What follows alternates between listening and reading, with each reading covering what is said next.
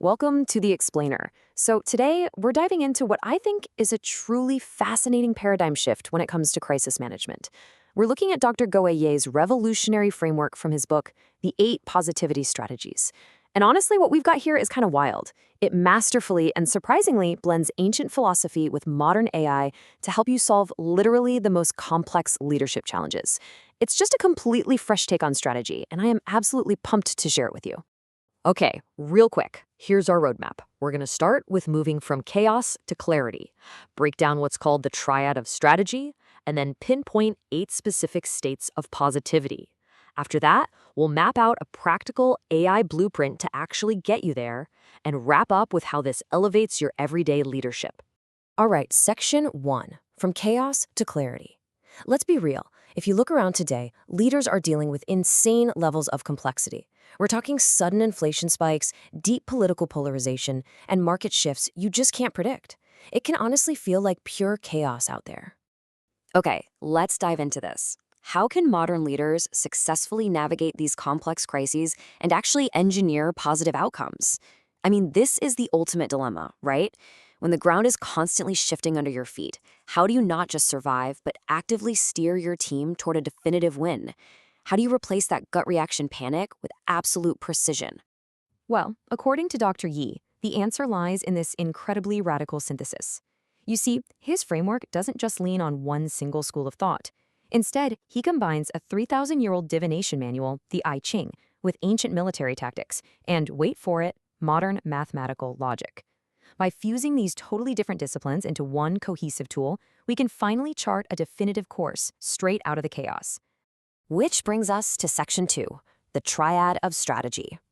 To truly master strategy nowadays, we actually have to look at human interaction through 3 very distinct archetypal lenses. Now, what's really interesting about this slide is how these 3 pillars map together so perfectly. You've got the king, the general, and the scientist.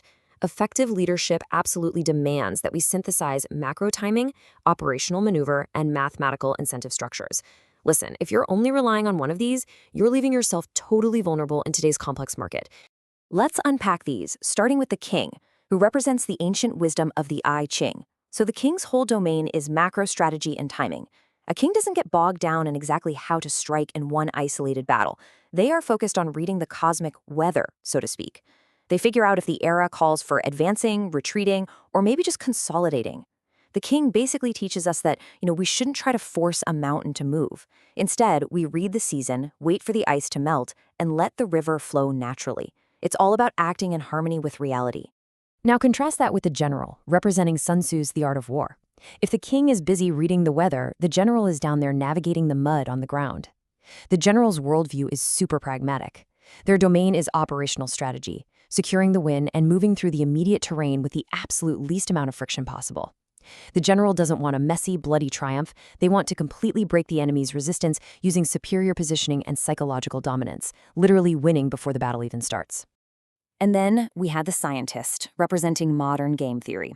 So the crucial point here is that the scientist strips away all that ancient poetry and looks strictly at the cold, hard, mathematical bones of human interaction. The scientist does not rely on an opponent's goodwill, no way. Instead, they engineer the rules of the game so that cooperation suddenly becomes the most rational, profitable choice for absolutely everyone involved. It is all about altering that payoff matrix. To really see how these 3 vibe together, let's look at this brilliant metaphor from the text, building a bridge. To pull off a grand strategy, you literally need all 3 of these archetypes. First, the king determines the timing. Like, is it even the right season of renewal to be building a bridge right now? Then, the general maneuvers the resources. Where exactly do we position this bridge to completely bypass our competitors' defenses?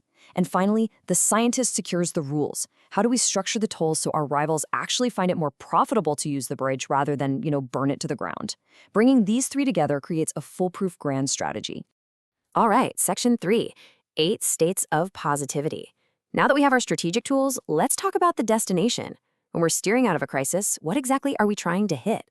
Well, out of the 64 possible situations, or hexagrams, described in the I Ching, there are exactly 8 that represent peak experiences of well-being, success, and joy. This super exclusive handful? That's our definitive target list. And this brilliantly illustrates those peak states. It's important to note these aren't just about static, fleeting emotions. In this context, true happiness means being in total alignment with the universe, or the Tao. You can see these beautifully depicted states like radiant abundance, peace, and the joy of belonging. Let's zoom in on what these targets actually look like. So here are the precise positive states a leader can aim for. You might be targeting hexagram 11, peace, where forces meet in perfect balance, or maybe hexagram 42, increase, that awesome feeling of growth when you're just on a roll, or even hexagram 13, fellowship, which is that deep joy of collaborating toward a common goal. But, quick heads up, the I Ching comes with a major warning here. When the sun reaches its absolute peak, it inevitably has to decline. Complacency is your worst enemy. Maintaining these amazing states requires serious, continuous humility and caution, especially when things are going perfectly. Okay, section 4, the AI positivity blueprint. So, how do we practically map a route from our current crisis to one of those 8 happy states? Let's move to and see how this builds into a highly practical tool.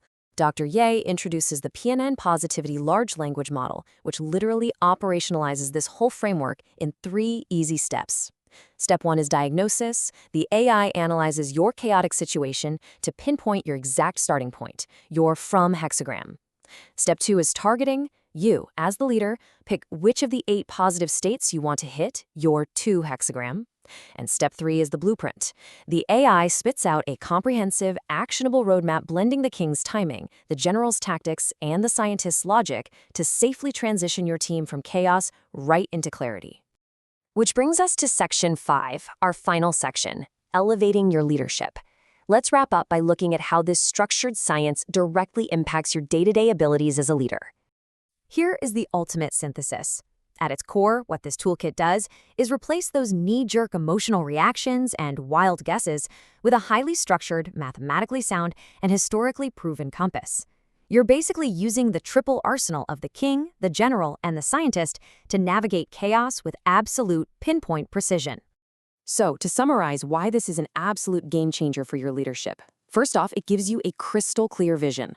When you can mathematically diagnose where you are and explicitly target your destination, you instantly wipe out team confusion.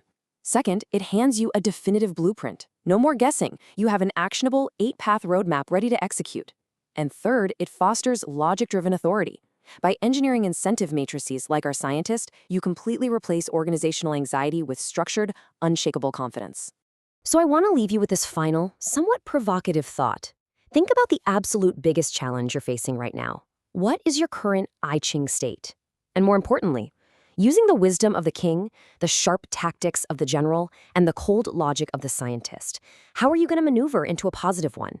It's time to stop dwelling on the chaos and start engineering your own success. Thanks for joining me on this explainer, and I really hope this framework helps you find your clarity.